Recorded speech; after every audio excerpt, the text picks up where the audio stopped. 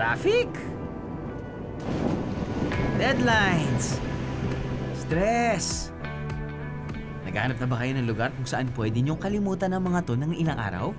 Kailan nga ba kayo huling nakalanghap ng ganito kapreskong simoy ng hangin? Ngayong gabi, let's go on a much-needed break at samahin niyo akong bumiyahe.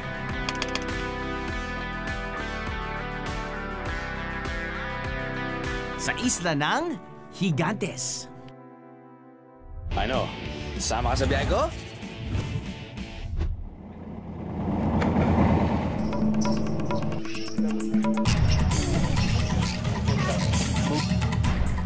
Gigantes Island is the last part of Iloilo and the last barangay. Ito ang pinakamalayo sa lahat ng mga pulo ng Iloilo.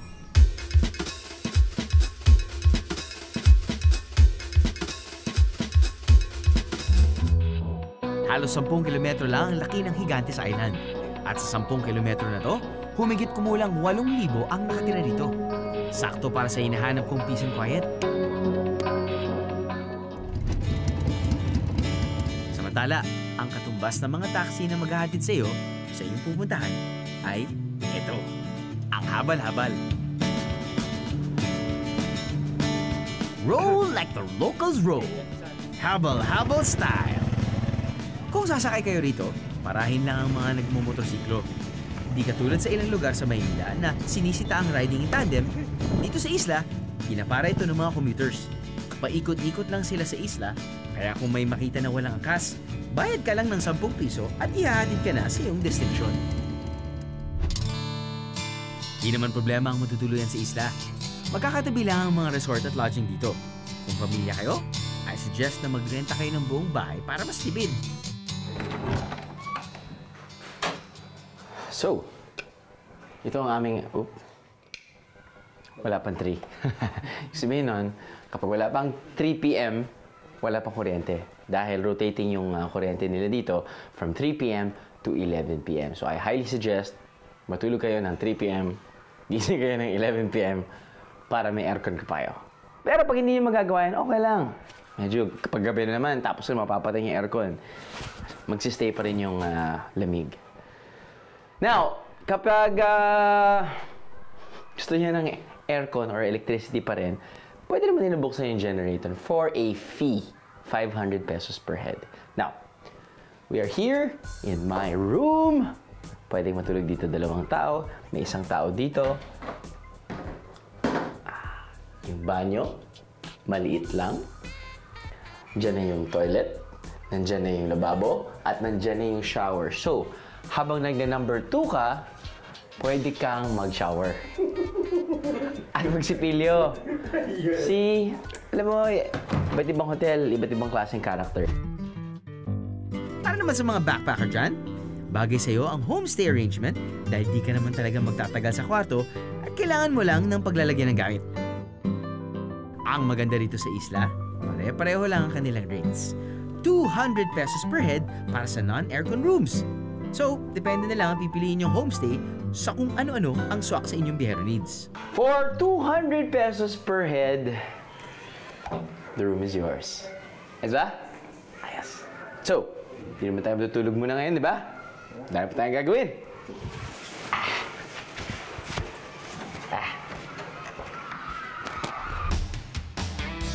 Meron din mga kubo para kumpleto ang island feel sa inyong bakasyon. Meron din naman, 200 pesos per head. Ang diferensya lang, may electric fan at walang aircon. Okay pa naman. Chillax. Kulang na lang. Magkaroon ka ng, ano yan? Tawag doon? Rasta hair. Diba? Yung braided hair. Damage mo. Yan. See? Oh, malaki din. 4 pang kasha. CR. Mas malaki yata sila. Malaki ang CR nila dito. May bathtub. Ay, hindi. Toilet pala. Bathtub. Yan. Ayos. Okay, let's face it. Wala naman talagang 3-star or 4-star or 5-star hotel dito sa Gigantes Island. But yun yung feel. Yun yung nagbibigay ng, I guess, different taste of the island flavor. Yung ganito kasimple. And I think yun yung charm niya, the simplicity of it. Dahil walang wifi, signal ng cellphone at kuryente rito, mas mabuti ng mag-exercise para malibot ang isla. Via Hero Run Island Edition. Wala pang isang oras, kaya mo na palang ikutin ang buong isla. What a way to start our day, right?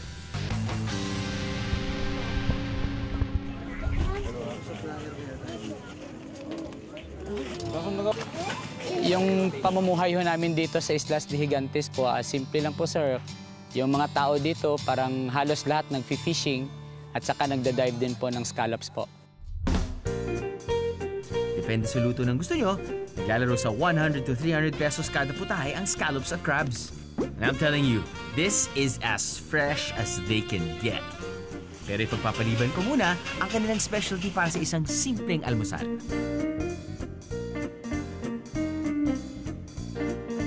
Mira, ito yung order namin. Daing, lumpia, scallop, silog. And syempre ang star of the show, ang kanilang daing. Lasang suka. Very maalat. Mukha natin.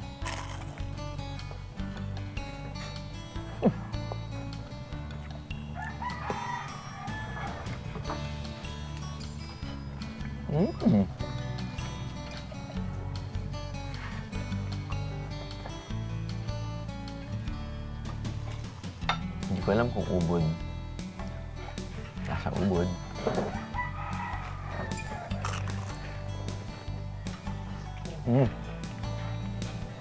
Sarap.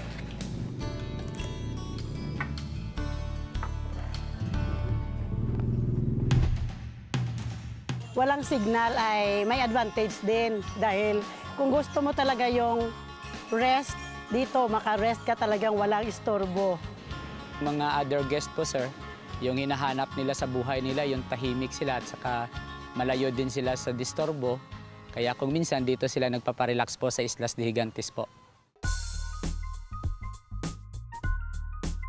Mga biyero, ito yung call center. Well, hindi yung alam natin na call center na booming industry sa major cities ng Pilipinas, no?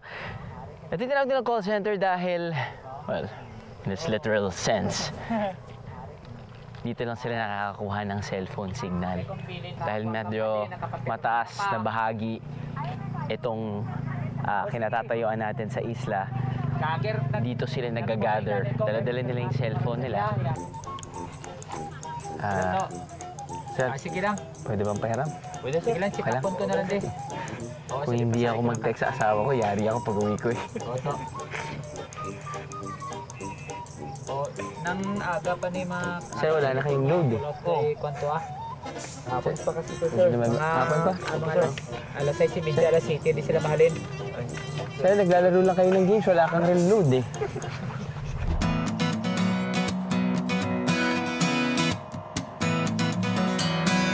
After 15 minutes, narating na namin ang first stop ng aming island hopping, ang isla ng Tangke.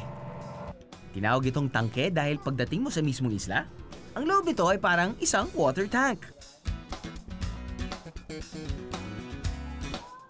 Sa linaw ng tubig dito, ano pa nga bang gagawin kundi sulitin ang kagandahan sa ilalim.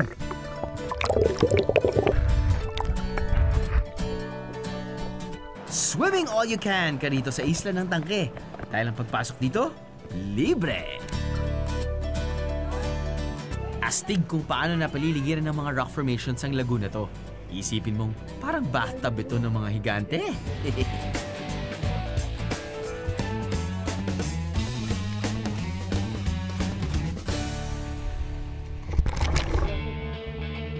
Isang makapigil hiningang cliff diving. Tingnan nyo ang aming cameraman. Parang kinakabahan ah.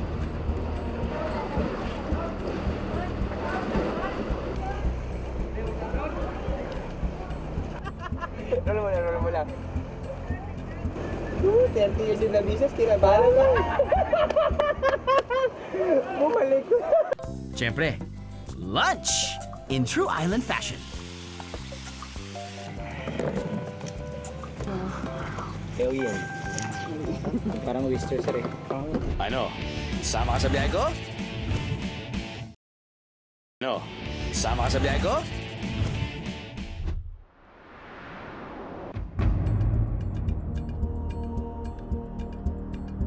Matapos ang isang refreshing na paglangoy, isang nakakatakot na paglundag naman ang gagawin namin sa isla ng Tangke.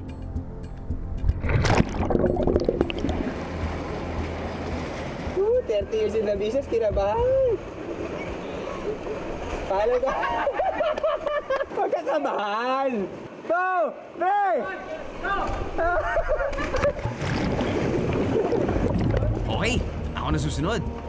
Teka, parang kinakabahan din yata ako ng konti.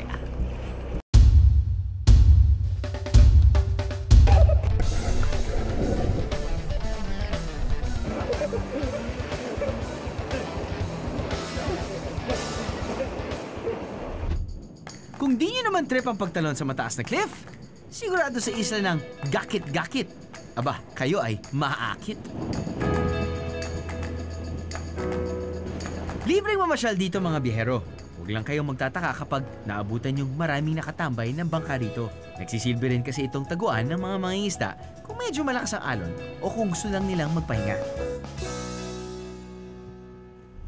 Kung pang picture-picture naman at selfie ang hanap nyo, walang katulad ng isla ng Bantige.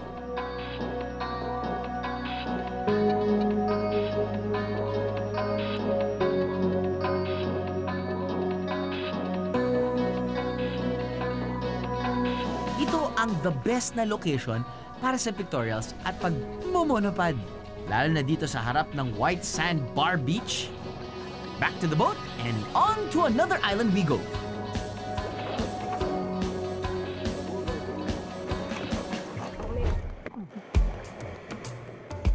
Ito ang isa ng Kabugao Gamay. Ang gamay sa salitang Bisaya ay maliit, small, petite, or cute. Pero huwag ismali ng islang to. Perfect itong tambayan. Pwede rin mag-sunbathe at maligo rito. Pero sabi ng mga locals, may mas okay daw silang trip dito.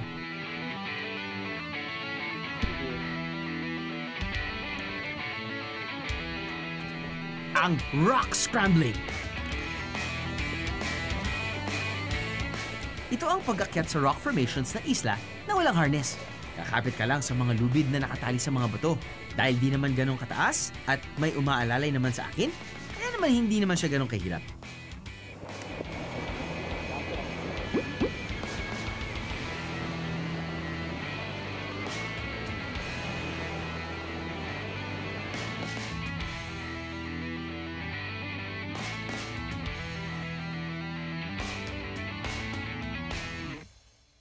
So, mga biyahero, astig din dahil konting rappel lang naman.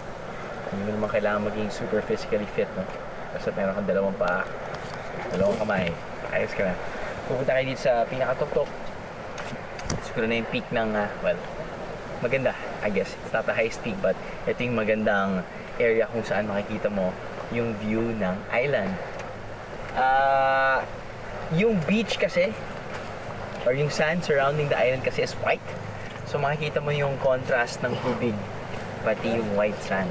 Makikita mo yung bluish water. Light, bluish water. So makikita mo gano'ng kaklaro.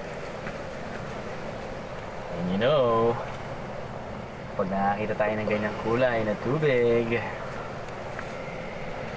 gusto tayo mag-isa rin, ha?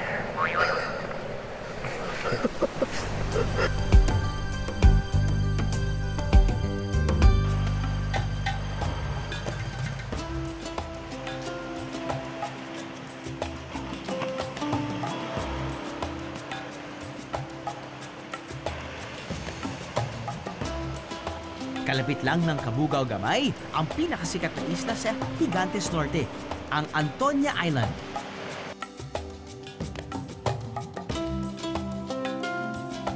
Dinarayo ito dahil sa napakalinaw nitong tubig at panalong marine life. Kaya naman kami ng aking magiting na cameraman, si Dagat. Mainam na magdala ng sarili niyong snorkel, pero kung wala naman kayong dala, pwede naman kayong humiram sa isla sa halagang 50 pesos.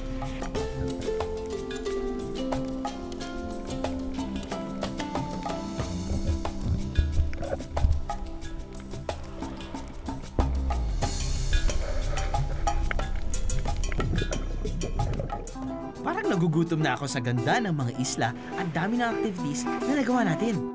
Dito sa Antonia Island, pwedeng mag-picnic at magluto. At dito sa isla na to kapay matitikman ang kanilang ipinagmamalaking scallops. Yung pinaka-main product namin ho dito, sir, yung crabs, scallops po, at saka yung mga isdang bato po, sir. Scallops here, scallops there, scallops everywhere.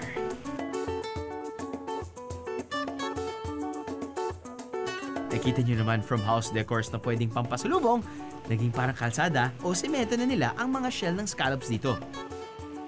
Now, going back to the food, presenting sizzling scallops in true island fashion.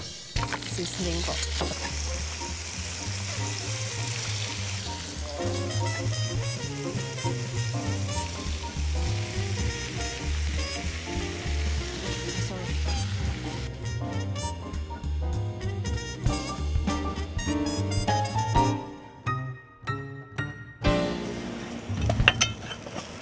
Ito po yung sizzling, sir.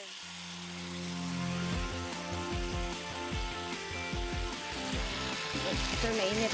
Mainit po. Okay lang. Okay lang. Masarap po yan, sir. Sarap yan, ma'am? Okay, tikman mo po, sir. Tikman ko, ma'am, ha? Paborito ko pa naman scallops. Parehas po tayo, sir.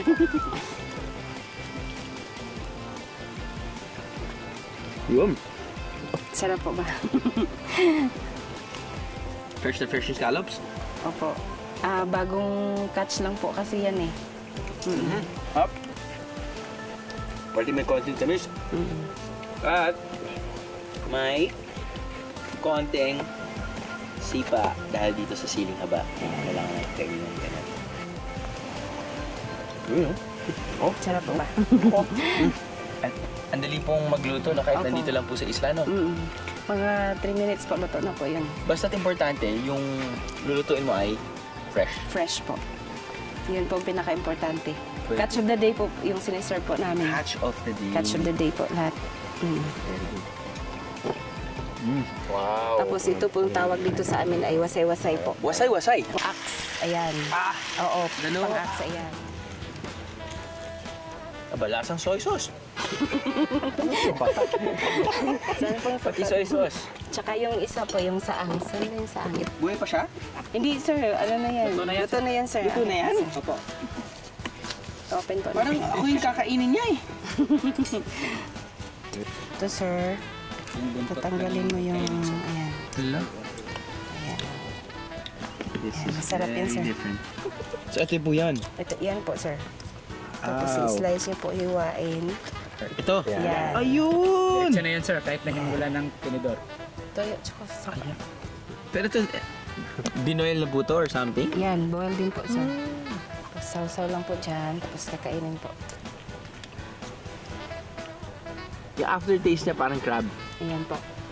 Pero yung texture niya pagkagat mo, parang squid na may konting crunch. Yan, parang squid yan. Di ba po? I like it. I actually like it. Dati hindi po ako makain yan eh. Oh, ngayon kumakain na po. Ngayon po eh, babalik na rin po ako dito. Ganito po pala, masarap po. Masarap po. Kasi fresh na fresh po yan, sir. Galing, galing. Lahat po yan kanina, buhay pa yan eh. Opo. Plastic. Wow. Thank you po. Taba.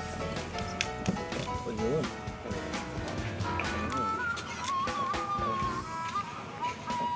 Marunong ka, sir? Ay, ito. Paborito ko.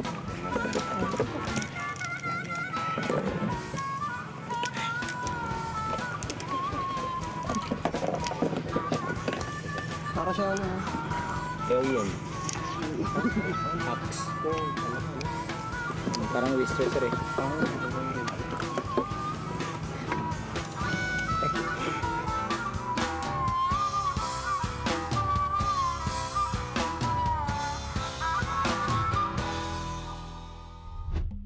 Up next, nature trip sa kuweba ng Bakuitan. Dito rin nakalibing ang mga ninuno ng isla. May pagkakapareho ito sa sagada dahil pinaniniwalaan din ng mga tao na ang pinakamainam na libingan ay ang iyong malapit sa kalikasan. Ihanda na ang puso para sa isang seafood coma alert. First on the island menu, buttered scallops. Butter on anything or everything is really good. No, it's a joy kapag yung scallops o yung karne ng scallop ay nandun pa nakadikit sa shell. Fresh.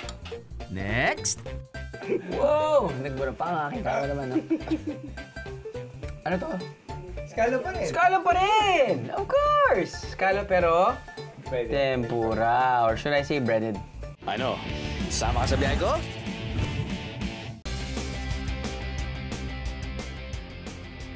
last week, marami ang tumutok sa aming Aklan Food Venture episode. Mula sa paglusong ko sa mga bakawan, at pati na rin sa pagtikim ko ng matagal ko na katunggali na tamilok. Ang picture nga nito, umabot pa ng mahigit 1,000 likes.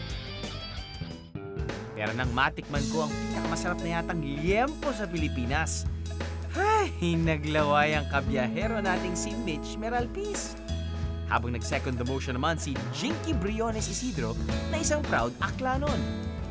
Ang Twitter fans nating sina Jamie at Marga Agsalon, nabigani din sa Aklan. Si Jeremy Sim naman na tumira rin noon sa Aklan, tila nabitin pa sa buong weekend natin sa probinsya. Mga biyero, kung may lugar, restaurant o probinsya kayo na gusto nyo i-share sa aming team, mag-iwan lang ng comment o mag-message sa aming social media accounts. Malay nyo at baka kayo na ang susunod na mabanggit sa aming biyahe. Dahil sa lahat ng biyahe ko, kasama ko kayo mga biyahero. Ano? Sama ka sa biyahe ko? Panibagong araw na naman dito sa ating paraiso na Isla de Gigantes.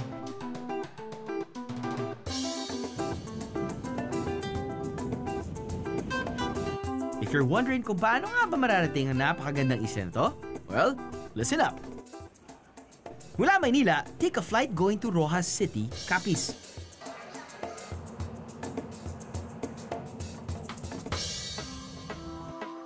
Pagdating sa Rojas City, pwedeng sumakay ng bus papuntang Estancia Port. 75 pesos ang pamasahe sa ordinary bus, pero kung grupo kayo, mas mabuti nang magrenta ng van for 2,500 pesos. Aabuti ng 1 hanggang 2 oras ang biyahe mula Rojas City patungong bayan ng Carles, Iloilo, kung saan naroon ang port ng Estancia. Dito na kayo sasakay ng bangka patungong Isla ng Gigantes. Dahil 1.5 hours ang biyahe ng bangka pa Gigantes Island Norte, mainam na magdala ng baon para di kayo gutumin. Nahati sa 2 bahagyang isla ng Gigantes.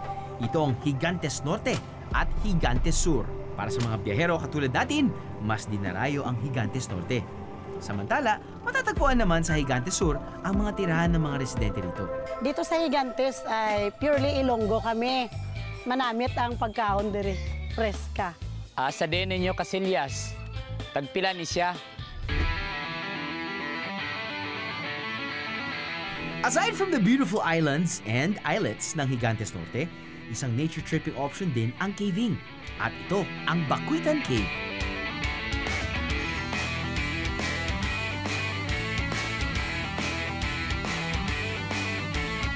Noong panahon ng pananakop ng mga Hapon, nagsilbing evacuation center daw ang kuwebang ito ng mga locals ng Gigantes. Pero may kakaiba pa raw itong silbi noon.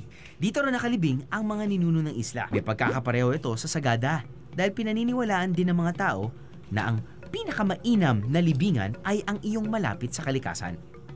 Sinasabing malahigante raw ang laki at haba ng mga natagpuang ataul, hindi lamang dito sa kuweba ng Bakuitan, kung hindi pati na rin sa iba pang mga kuweba at kabundukan ng Isla ng Gigantes.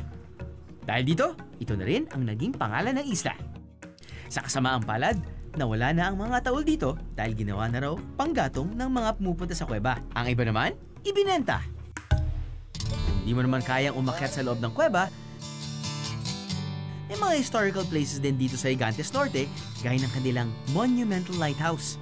Ngayon, may nakatayo ng bagong lighthouse na solar-powered pa.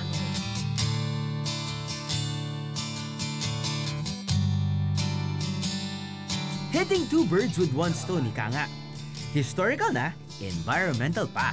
Stig. Matapos malibot ang mga isla at magawa halos lahat ng activities, isang island dinner naman ang naghihintay sa amin. So sa biyahe ko ngayon dito sa Gigantes, sabi ko sana Gigantes Festival na, but Gigantes Island, meron akong natutunan na dalawang variants of scallops. One is tigap-tigap, which is this. Okay? Pag tigap-tigap, apparently, ibig sabihin nun, yung gumagalaw siya. Ganon. Yung isang variant naman ay bukol-bukol. Yung bukol-bukol na scallop, nakadikit lang yan sa bato. Apparently, itong tigap-tigap, ito yung pumasa sa European standards. Okay? Na pwedeng ma-export natin. Doon. First on the island menu, buttered scallops. Butter on anything or everything is really good. Now, it's a joy kapag yung scallops o yung karne ng scallop ay nandun pa nakadikit sa shell. Fresh. At usually, yung scallops talaga ay puti lang siya, di ba? Itong nakapulupot sa kanya na itim, pwede mo naman kainin daw. Pero mayroon siyang lasang lupa. Parang ganon, no? Buhangin. Ayokong kumain ng buhangin. So, tatanggalin ko yan. Oh. Natira ay isa sa mga paborito kong seafood. Nakala ko dati, nung bata ako, crab. Kasi kulay ng crab. Pagkatikim ko, parang medyo chewy, sweet. Kapag pupunta ka sa restaurant or resort tapos naghahain sila o nagsaserve sila ng seafood, alam mo, fresh eh. Diba? Iba kasi kapag going back to where I live, which is Metro Manila, dahil natatakot ako kapag kumakain ako ng itim eh. Kumakain lang talaga ako ng itim kapag one, adobong pusit. Tapos ngingiti ako, di ba? At two, tsokolate. Yun lang yun. Pero kapag hindi yun, tatanggalin ko yan. Sorry. Puti na siya.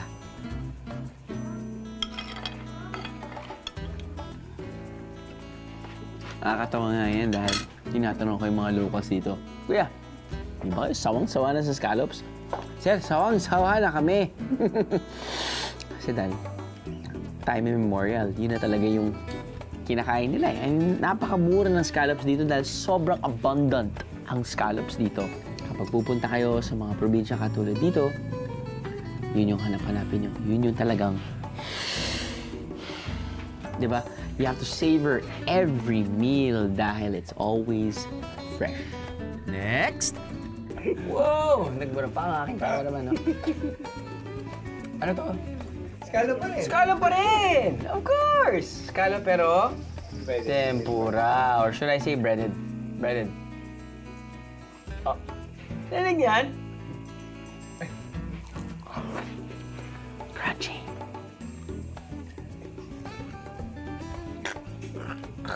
Ang sarap, no? Yung minsan hinahanap nyo, yung texture. Kung minsan naisip nyo, bakit hindi natin naisip to? Different variants of how you cook scallops. Wow. Wow. Beets katsudon.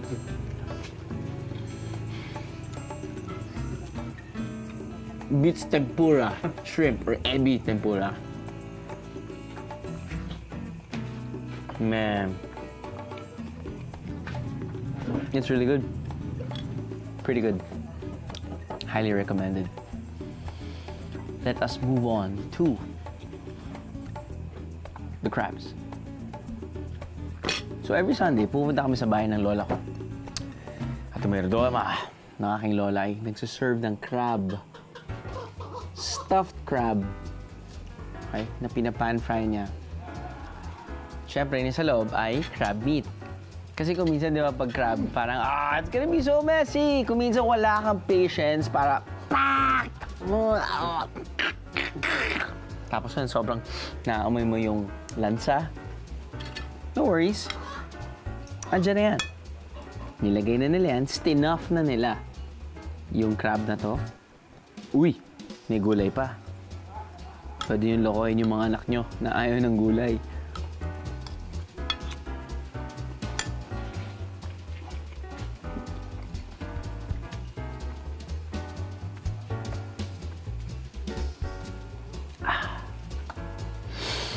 May texture dahil sa gulay.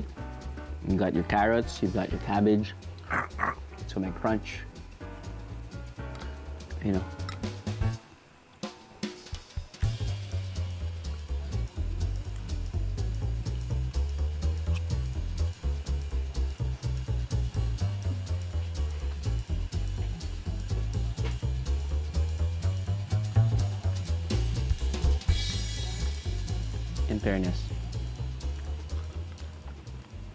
In fairness, masarap.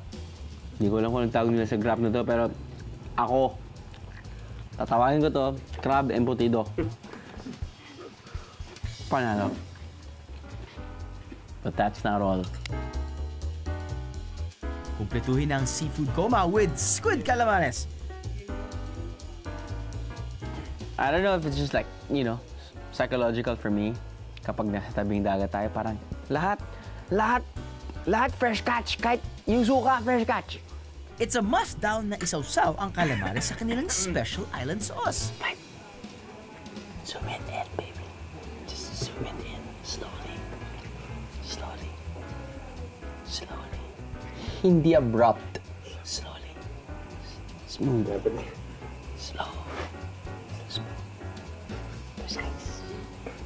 Fast.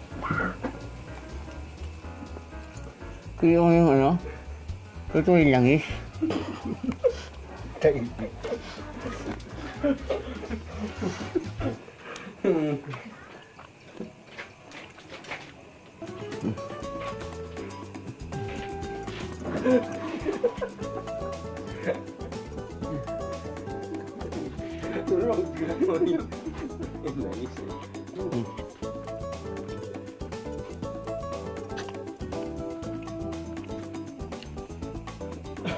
That, my friends, magiging dinner namin.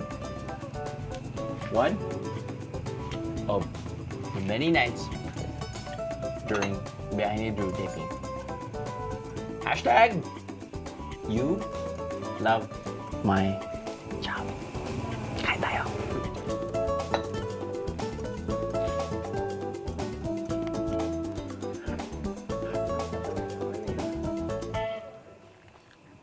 Ang huling araw ko sa Islang Higantes, sinulit ko sa paglalakad at pagmumuni-muni.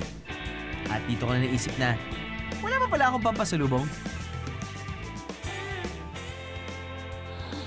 Nay, po. Ito na po. Pogi points kay Kuya. Ano? Sama ka sa biyahe ko?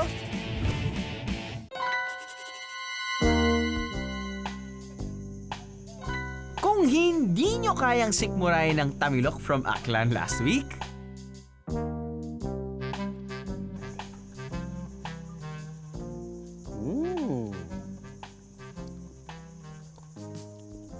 Lasa siyang suka. well, hindi kayo nag-iisa. Tinanong namin kayo sa Facebook at Twitter kung yumilok o tummy yuck ba ang tamilok. Sa aming social networking sites, iba't iba ang mga naging reaksyon ng mga nakapanood ng aming Aklan Food Venture. Si Nico Arned ang mukhang hindi niya yata to carry. Pero si J. Brian Monton, mukhang game sa pagkain ng woodworm na to. Kayo mga biyero, ano bang di nyo kayang tikmang pagkain? Gusto namin malaman kung hanggang saan ang kaya nyong subukan. Mag-iwan lang ng comment o mag-message sa aming social media accounts. Malay nyo, kayo na ang susunod na mabanggit in our future episodes. Dahil sa lahat ng biyahe ko, kasama kayo mga biyero. Ano? Sama ka sa biyahe ko?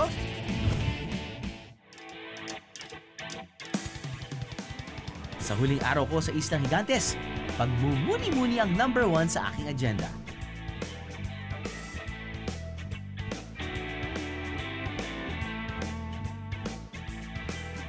syempre, pasalubong shopping. Perfect na pampasalubong ang daing na isda na ginagawa ng mga locals ng isla. Una, dahil hindi ito masisira dahil nga ito ay nabilad at naluto na ng asin. Pangalawa, mabibili mo to ng di hamak na mas mura kaysa sa mga daing sa Aklan at Cebu. At pangatlo, matutulungan mo pa ang mga locals ng isla. Opo, bali yung mga isda na to, sir, galing yun sa dagat. Pag fresh po yun cut from the sea.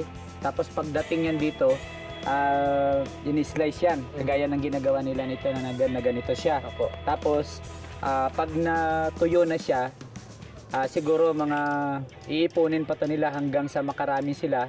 Tapos i-deliver din nila po ng Cebu City or ng Iloilo City. Dahil limited ang kuryente sa isla, di nila nilalagyan ng yelo ang isda. Kaya naman ang mga sariwang huli, di na daing na agad. O, di ba? Pati daing, fresh! Nay, po. Ito na po. Pogi points kay Kuya.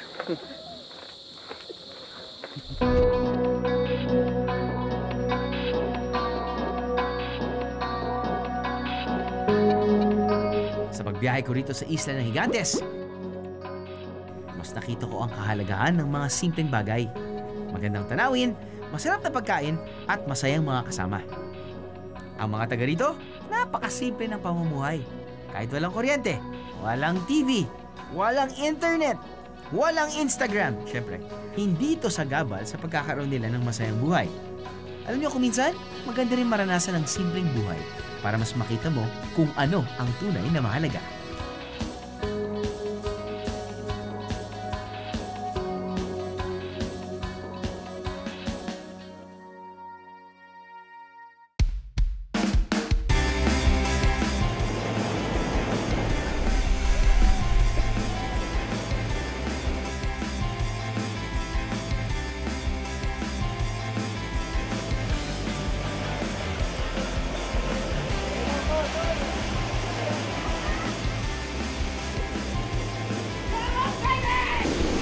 Yung tactics nga namin kapag tatalong kami, huwag mo nang tingnan sa baba, baka ka tumalon. Tumalon ka na lang. Mukhang we've come to the right place. May lechon. Oh my God. Oh my God, kala ko lechon kawali. Chicharon pala. At yung chicharon na hindi yung kuha lang sila ng skin, tapos yun, palalakihan nila, hindi.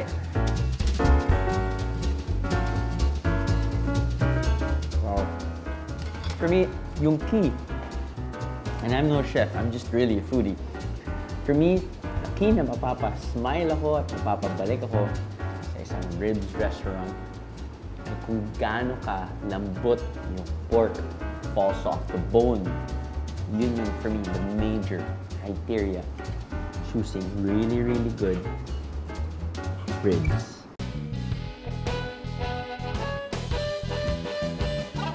Tablea, tsokolate, maglalagay sila ng gatas na may asukal, pero yung kanilang tinapay, replacement of the bread, ay ang kanilang parang suman, malakit.